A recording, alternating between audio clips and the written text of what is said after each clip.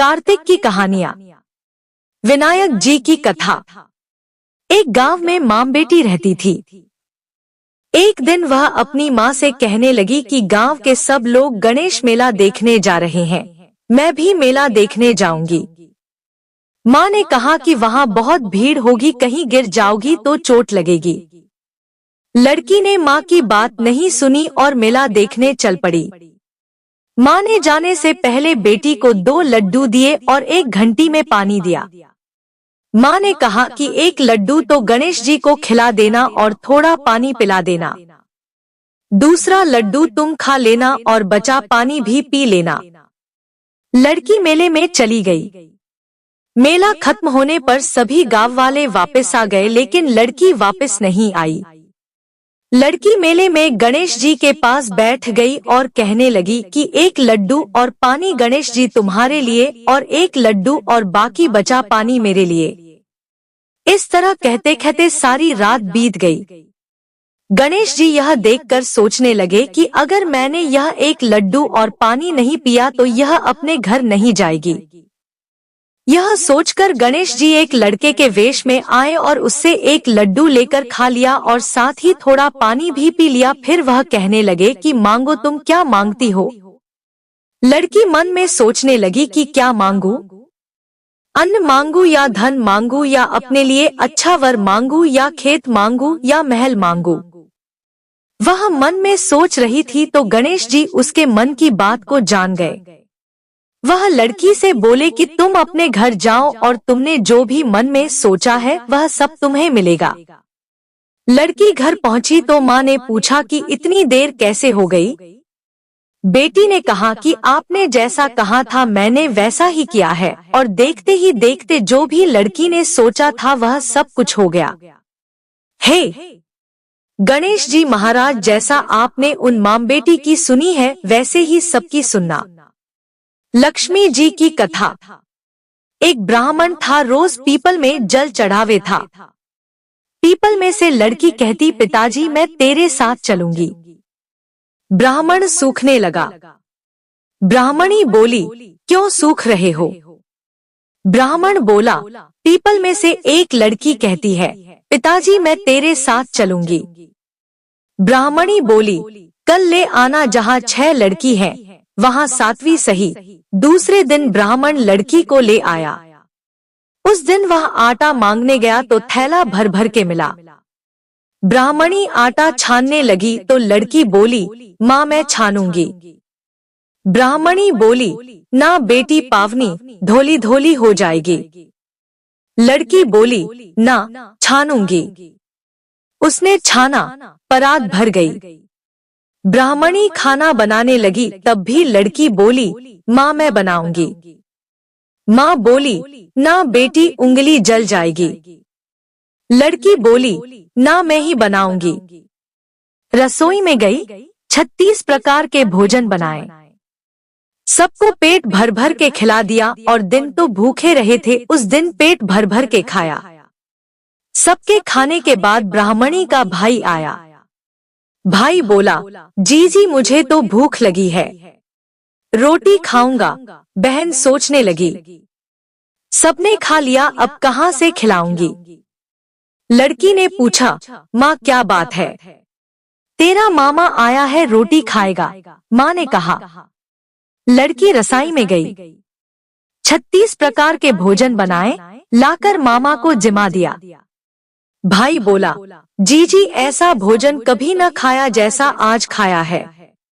भाई तेरी पावनी भांजी है, उसने बनाया है। ब्राह्मणी ने कहा। मामा खा के चला गया। शाम हुई, लड़की बोली, माँ चौका लगा के चौका का दीवा जला दिया, मैं कोठे में सोऊंगी।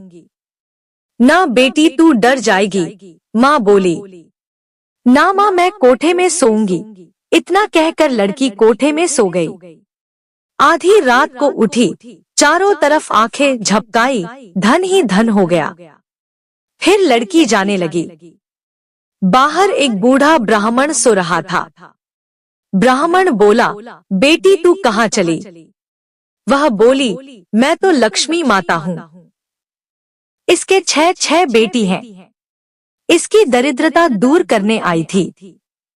तैने करवाना हो तू भी करवा ले। उसके घर में चारों तरफ आंख फिराई, धन ही धन हो गया। सवेरे उठ के ढूंढ मची पावनी बेटी कहाँ गई।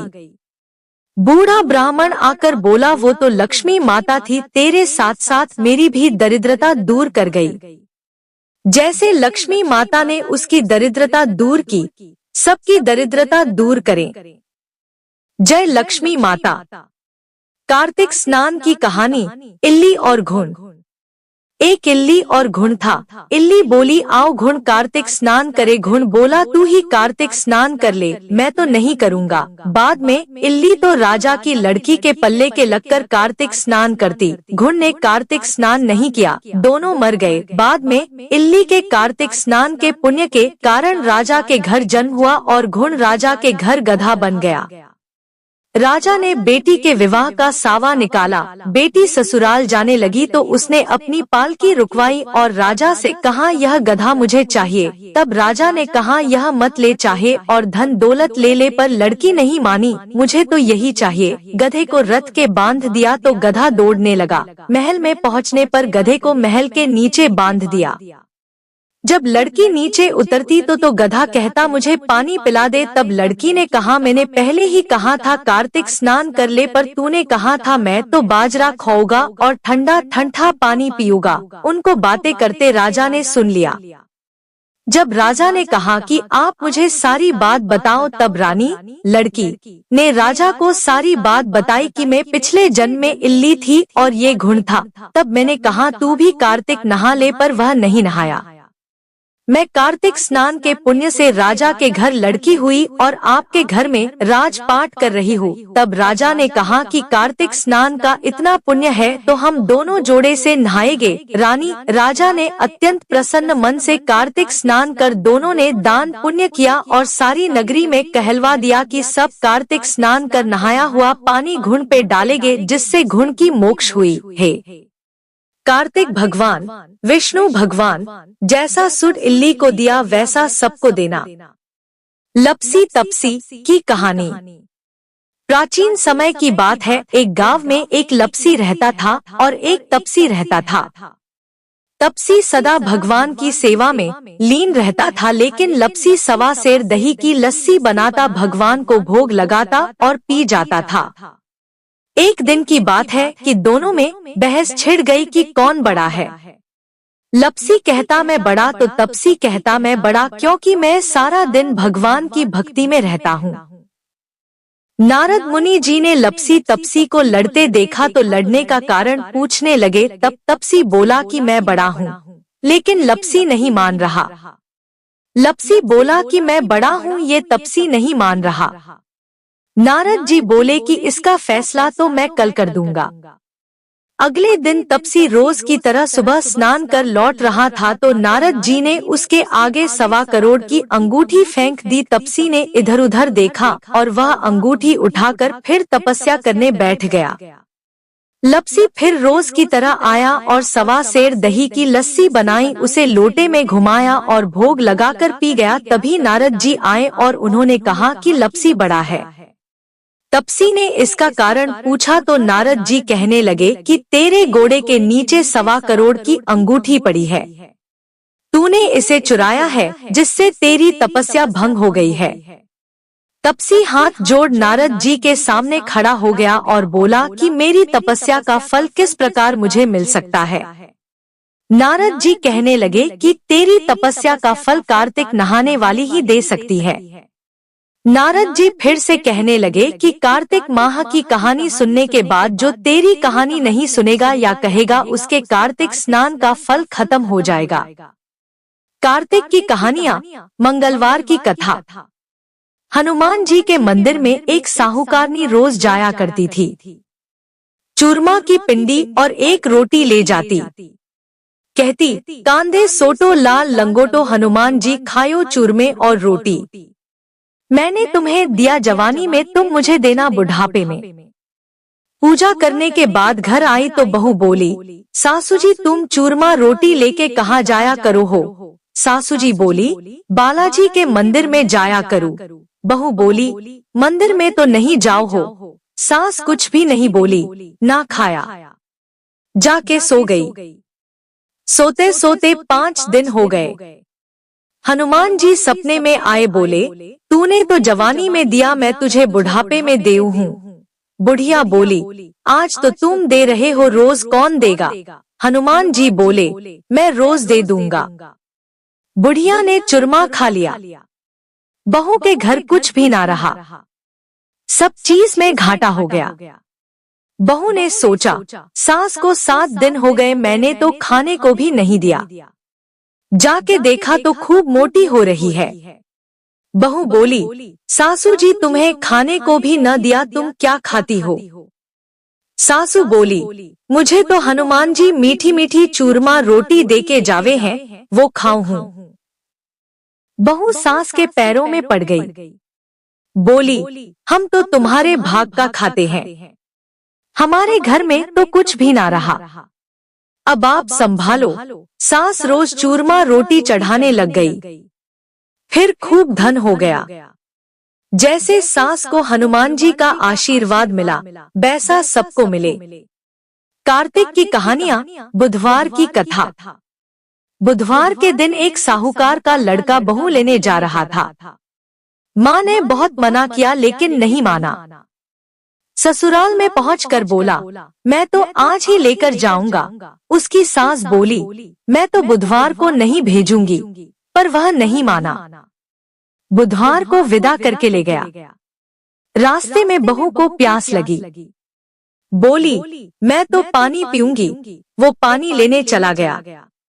बुधवार उसका रूप धरकर पानी लेकर आ गया। बहू ने पानी पी लिया। बुध उसके पास ही बैठ गया। लड़का पानी लेकर आया, बोला, तू कौन है? ये मेरी बहू है। बुध बोला, तेरी बहू है, चल भाग यहाँ से, ये मेरी बहू है। बहू भी बोली, मेरा पति यही है। बात बढ़ गई। पंचायत में बात पहुंची। उनकी बातें सुनकर पंचों ने बहू से पूछा, तेरा पति कौन है? बहू बुध का हाथ पकड़कर बोली, ये मेरा पति है। यह सुनकर उसका पति रोने लगा। पंचों ने एक करवा मंगवाया और कहा, जो मच्छर बनकर इस करवे के मुंह से निकल जावेगा वही इसका पति होगा। बुध मच्छर बनकर करवे के अंदर घुस गया। करवे का मुंह बंद कर दिया गया। पंच बोले, तुमने बुध नहीं माना, इसलिए बुध ने यह नाटक किया। लड़के ने सारे शहर में ढिढोरा पिटवा दिया। बुधवार को बहन के भाई, सासरे जमाई कोई ना जावे। जैसा बुध ने उसे नाटक दिखाया, किसी को ना दिखावे। जय जय श्री हरि। कार्तिक, दान पुण्य का महीना। कार्तिक महीना शरद पूर्णिमा से आरंभ हो जाता है और भगवान कृष्ण के लिए इस महीने का सबसे ज्यादा महत्व है। उन्होंने इस महीने में सबसे ज्यादा लीलाएं इस धराधाम पर की। भगवान विष्णु और राधा रानी को भी यह महीना सबसे अधिक पसंद है। भगवान विष्णु ने इसमें मत्स्य अवतार लिया था और राधा रानी को यह महीना इसलिए पसंद है क्योंकि इसमें भगवान कृष्ण ने विलक्षण लीलाएं की हैं। तुलसी महारानी के लिए भी यह महीना बेहद महत्व रखता है। तुलसी महारानी का प्राकट्य धराधाम पर कार्तिक की शरद पूर्णिमा के दिन ही हुआ था। कार्तिक की शरद पूर्णिमा सबसे अधिक महत्व इसलिए है क्योंकि इस पावन दिवस पर भगवान कृष्ण ने महारास रचाया था। इस दिन वैसे भी चांद की किरणों की शोभा निराली होती है। चांद का यौवन और शीतलता अद्भुत होती है। इस रात्रि वैष्णव भक्त खीर बनाकर उसे चंद्रमा की किरणों से आपूरित करके अगले दिन यह अमृत प्रसाद पाते हैं। कार्तिक पूर्णिमा के दिवस पर स्वयं भगवान श्री कृष्ण तुलसी महारानी की पूजा निम्नलिखित मंत्र से करते हैं। वृंदावनी, वृंदा, विश्व पूजिता, पुष्पसार, नंदिनी, कृष्ण जीवनी, विश्व पावनी, तुलसी। इस मंत्र से पूर्णिमा के दिन जो भी श्रद्धालु तुलसी महारानी की पूजा करता है वह जन्म मृत्यु के चक्र से मुक्त होकर गोलोक वृंदावन जाने का अधिकारी बनता है। पद्म पुराण के अनुसार कार्तिक महीने में कई कल्पों को एकत्रित करते हुए पाप दामोदर कृष्ण को दीपदान करने से समाप्त हो जाते हैं। पद्म पुराण में कृष्ण और सत्यभामा के बीच संवाद से कार्तिक महीने में दीपदान के अद्भुत फलों का रहस्य खुलता है। पूरे कार्तिक महीने भगवान कृष्ण को, जो कि दामोदर भाव में होने चाहिए, दिया दिखाने से अश्वमेध यज्ञ के फल से भी अधिक लाभ मिलता है। दामोदर भाव वाले कृष्ण यशोदा के द्वारा उखल से बांधे गए थे, लेकिन अपने भक्तों के दीपदान से वे उनको सांसारिक सभी बंधनों से छुटकारा दिला देते हैं। पद्म पुराण के अनुसार कार्तिक में दीपदान करने वाले श्रद्धालु के पितर और अन्य परिजन कभी नरक का मुंह नहीं देखते। पूरे महीने दीपदान करके कोई भी श्रद्धालु अपनी संपत्ति दान देने के बराबर फल प्राप्त कर सकता है। जो श्रद्धालु किसी अन्य व्यक्ति को दीपदान के लिए अगर प्रेरित करता है तो उसे अग्निस्तोम यज्ञ का फल मिलता है। गंगा या पुष्कर में स्नान करने के भी कार्तिक में बहुमूल्य लाभ है। इस स्थानों में स्नान करने से श्रद्धालुओं को अनगिनत पुण्य की प्राप्ति होती है। स्कंद पुराण में ब्रह्मा जी और नारद के बीच कार्तिक मास में दीपदान की महिमा को लेकर खासी चर्चा हुई है। उनके अनुसार ज्येष्ठाषाढ़ के जल दान या फिर पूरा अन्न दान के बराबर फल केवल दीपदान से मिल जाता है। इसके अतिरिक्त ब्रह्मा जी ने दीपदान को राजसूय यज्ञ और अश्वमेध यज्ञ के समान बताया गया है। पूरे साल भर में तपस्या और भक्ति के लिए निर्दिष्ट 4 महीनों यानी चातुर्मास के 3 महीनों का फल अकेले कार्तिक मास में भगवान की सेवा करके प्राप्त किया जा सकता है। विशेषकर कार्तिक माह के आखिरी 5 दिनों, जो कि भीष्म पंचक कहलाता है, उसमें की गई तपस्या का फल पूरे साल की तपस्या के बराबर है। बुढ़िया माई की कहानी। कार्तिक महीने में एक बुढ़िया माई तुलसी जी को सींचती और कहती कि हे तुलसी माता, सत की दाता, मैं तेरा बिडला सींचती हूँ, मुझे बहू दे, पीताम्बर की धोती दे, मीठा मीठा गास दे, बैकुंठा में वास दे, चटक की चाल दे, पटक की मोद दे, चंदन का काठ दे, रानी सा राज दे, दाल भात का भोजन दे, 11 की मोंत दे, कृष्ण जी का कंधा दे। तब तुलसी माता यह सुनकर सूखने लगी तो भगवान ने पूछा कि हे तुलसी, तुम क्यों सूख रही हो? तुलसी माता ने कहा कि एक बुढ़िया रोज आती है और यही बात कह जाती है, मैं सब बात तो पूरा कर दूंगी, लेकिन कृष्ण का कंधा कहाँ से लाऊंगी? तो भगवान बोले, जब वो मरेगी तो मैं अपने आप कंधा दे आऊंगा, तू बुढ़िया माई से कह देना। बाद में बुढ़िया माई मर गई। सब लोग आ गए। जब माई को ले जाने लगे तो वह किसी से न उठी। तब भगवान एक 12 बरस के बालक का रूप धारण करके आए। बालक ने कहा, मैं कान में एक बात कहूंगा तो बुढ़िया माई उठ जाएगी। बालक ने कान में कहा, बुढ़िया माई मन की निकाल ले, पीताम्बर की धोती ले, मीठा मीठा गास ले, बैकुंठा का वास ले, चटक की चल ले, पटक की मोत ले, कृष्ण जी का कंधा ले। यह सुनकर बुढ़िया माई हल्की हो गई। भगवान ने कंधा दिया और बुढ़िया माई को मुक्ति मिल गई। हे तुलसी माता, जैसे बुढ़िया माई को मुक्ति दी वैसे सबको देना। नितनेम बाबा की कहानी। किसी गांव में एक छोटी सी लड़की रहती थी। वह रोज नियम से नितनेम बाबा की पूजा करती थी। उसकी भाभी रोज उससे कहती कि काम की ना काज की, बस सारा दिन नितनेम नितनेम कहती रहती है। भाभी की कड़वी बातें सुनकर एक दिन वह अपनी एक टांग पर खड़ी हो गई और बोली, हे नितनेम बाबा, अगर मैं सच्चे मन से आपकी पूजा करती हूँ तो आप सोने की मूर्ति बनकर मंदिर में विराजो। यह बात सुनकर भगवान का सिंहासन भी डोल गया। भगवान सोचने लगे कि एक छोटी सी लड़की तप कर रही है तो नितनेम बाबा सोने की मूर्ति बनकर मंदिर में विराजमान हो गए। जब लड़की ने आंख खोली तो देखा कि नितनेम बाबा की सोने की मूर्ति आले में रखी है। अब उसने आवाज लगाई, भाभी देख लो नितनेम बाबा, माँ देखो नितनेम बाबा। माँ भी अब नितनेम बाबा को ध्यावे और भाभी भी नितनेम बाबा को ध्यावे। हे नितनेम बाबा, जैसे आपने उस छोटी लड़की का सत रखा, कहने वाला का भी, सुनने वाले का भी और हुंकारा भरने वालों का भी। कार्तिक माह में भगवान विष्णु की कहानी। एक नगर में एक सेठ व सेठानी रहते थे और सेठानी रोज विष्णु भगवान की पूजा करती थी। सेठ को उसका पूजा करना बिल्कुल अच्छा नहीं लगता था। इसी वजह से एक दिन सेठ ने सेठानी को घर से निकाल दिया। घर से निकलने पर वह जंगल की ओर गई तो देखा 4 आदमी मिट्टी खोदने का काम कर रहे थे।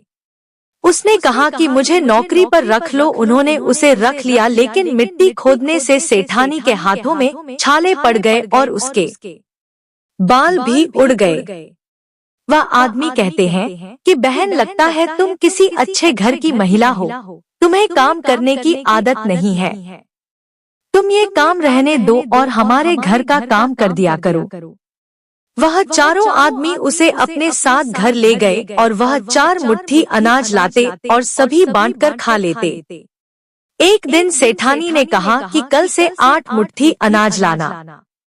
अगले दिन वह 8 मुट्ठी अनाज लाए और सेठानी पड़ोसन से आग मांग लाई। उसने भोजन बनाया, विष्णु भगवान को भोग लगाया, फिर सभी को खाने को दिया। सारे भाई बोले कि बहन, आज तो भोजन बहुत स्वादिष्ट बना है। सेठानी ने कहा कि भगवान का जूठा है तो स्वाद तो होगा ही। सेठानी के जाने के बाद सेठ भूखा रहने लगा और आस पड़ोस के सारे लोग कहने लगे कि ये तो सेठानी के भाग्य से खाता था। एक दिन सेठ अपनी सेठानी को ढूंढने चल पड़ा। उसे ढूंढते हुए वह भी उस जंगल में पहुंच गया जहां वह 4 आदमी मिट्टी खोद रहे थे। सेठ ने उन्हें देखा तो कहा कि भाई, मुझे भी काम पर रख लो। उन आदमियों ने उसे काम पर रख लिया, लेकिन मिट्टी खोदने से उसके भी हाथों में छाले पड़ गए और बाल उड़ने लगे। उसकी यह हालत देख चारों बोले कि तुम्हें काम की आदत नहीं है, तुम हमारे साथ चलो और हमारे घर में रह लो। सेठ उन 4 आदमियों के साथ उनके घर चला गया और जाते ही उसने सेठानी को पहचान लिया, लेकिन सेठानी घूंघट में थी तो सेठ को देख नहीं पाई। सेठानी ने सभी के लिए भोजन तैयार किया और हर रोज की भांति विष्णु भगवान को भोग लगाया। उसने उन 4 भाइयों को भोजन परोस दिया, लेकिन जैसे ही वह सेठ को भोजन देने लगी तो विष्णु भगवान ने उसका हाथ पकड़ लिया। भाई बोले कि बहन, ये तुम क्या कर रही हो? वह बोली, मैं कुछ नहीं कर रही हूँ, मेरा हाथ तो विष्णु भगवान ने पकड़ लिया है। भाई बोले, हमें भी विष्णु भगवान के दर्शन कराओ। उसने भगवान से प्रार्थना की तो विष्णु जी प्रकट हो गए। सभी ने दर्शन किए। सेठ ने सेठानी से क्षमा मांगी और सेठानी को साथ चलने को कहा। भाइयों ने अपनी बहन को बहुत सा धन देकर विदा किया। अब सेठानी के साथ सेठ भी भगवान विष्णु की पूजा करने लगा और उनक परिणाम से उनका घर अन्न धन से भर गया। गौमाता का महिमा। एक बार नारद जी ने ब्रह्मा जी से पूछा, नाथ, आपने बताया है कि ब्राह्मण की उत्पत्ति भगवान के मुख से हुई है, फिर गौओं की उससे तुलना कैसे हो सकती है? विधाता, इस विषय को लेकर मुझे बड़ा आश्चर्य हो रहा है। ब्रह्मा जी ने कहा, बेटा, पहले भगवान के मुख से महान तेजोमय पुंज प्रकट हुआ। उस तेज से सर्वप्रथम वेद की उत्पत्ति हुई। तत्पश्चात क्रमशः अग्नि, गौ और ब्राह्मण ये पृथक पृथक उत्पन्न हुए।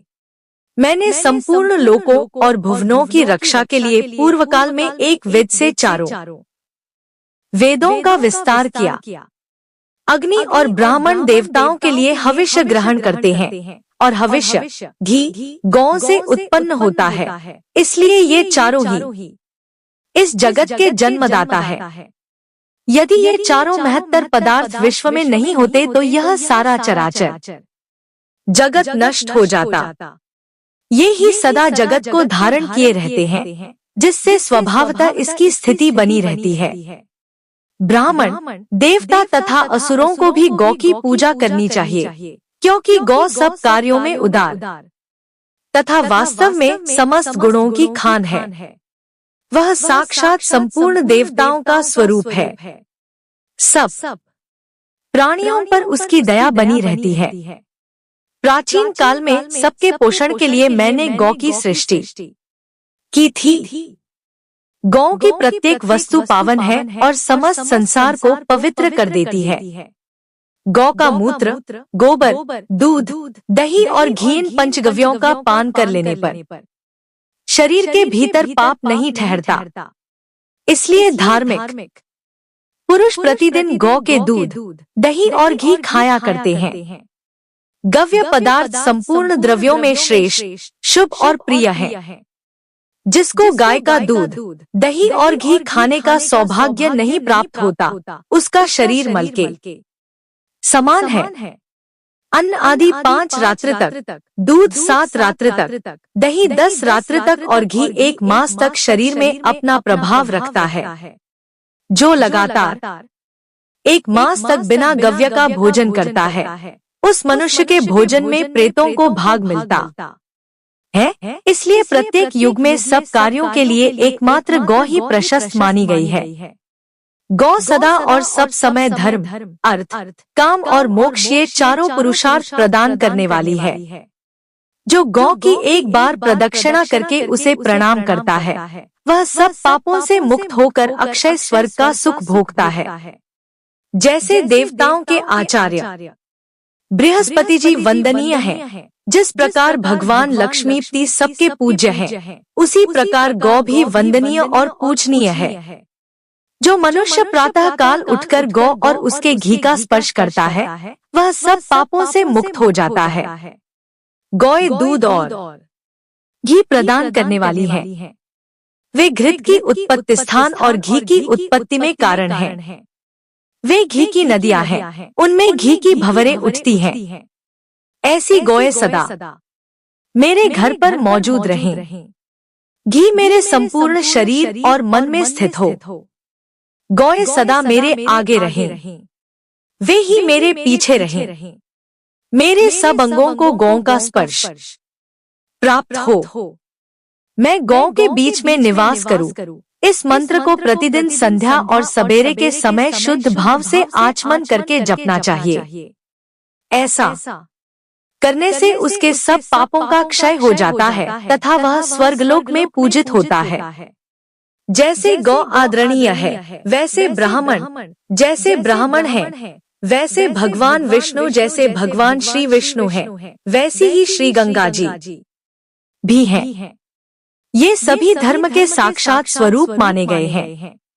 गौएं मनुष्यों की बंधु हैं और मनुष्य गौओं के बंधु हैं। जिस घर में गौ नहीं है, वह बंधुरहित गृह है। 6 अंगों, पदों और क्रमों सहित संपूर्ण वेद गौओं के मुख में निवास करते हैं।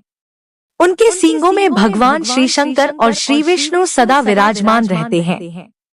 गौओं के उदर में कार्तिकेय, मस्तक में ब्रह्मा, ललाट में महादेव जी, सींगों के अग्रभाग में इंद्र, दोनों कानों में अश्विनी कुमार, नेत्रों में चंद्रमा और सूर्य, दांतों में गरुड़, जिह्वा में सरस्वती देवी, अपान गुदा में संपूर्ण तीर्थ, मूत्र स्थान में गंगा जी, रोमकूपों में ऋषि, मुख और पृष्ठभाग में यमराज, दक्षिण पार्श्व में वरुण और कुबेर, वाम पार्श्व में तेजस्वी और महाबली यक्ष, मुख के भीतर गंधर्व, नासिका के अग्रभाग में सर्प, खुरों के पिछले भाग में अप्सराएं, गोबर में लक्ष्मी, गोमूत्र में पार्वती, चरणों के अग्रभाग में आकाशचारी देवता, रंभाने की आवाज में प्रजापति और थनों में भरे हुए चारों समुद्र निवास करते हैं। जो प्रतिदिन स्नान करके गौ का स्पर्श करता है, वह मनुष्य सब प्रकार के स्थूल पापों से भी मुक्त हो जाता है। जो गौ के खुर से उड़ी हुई धूल को सिर पर धारण करता है, वह मानो तीर्थ के जल में स्नान कर लेता है और सब पापों से छुटकारा पा जाता है। कार्तिक, दान पुण्य का महीना। कार्तिक महीना शरद पूर्णिमा से आरंभ हो जाता है और भगवान कृष्ण के लिए इस महीने का सबसे ज्यादा महत्व है। उन्होंने इस महीने में सबसे ज्यादा लीलाएं इस धराधाम पर की। भगवान विष्णु और राधा रानी को भी यह महीना सबसे अधिक पसंद है। भगवान विष्णु ने इसमें मत्स्य अवतार लिया था और राधा रानी को यह महीना इसलिए पसंद है क्योंकि इसमें भगवान कृष्ण ने विलक्षण लीलाएं की हैं। तुलसी महारानी के लिए भी यह महीना बेहद महत्व रखता है। तुलसी महारानी का प्राकट्य धराधाम पर कार्तिक की शरद पूर्णिमा के दिन ही हुआ था।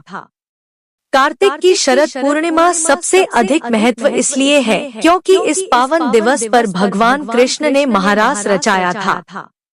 इस दिन वैसे भी चांद की किरणों की शोभा निराली होती है। चांद का यौवन और शीतलता अद्भुत होती है।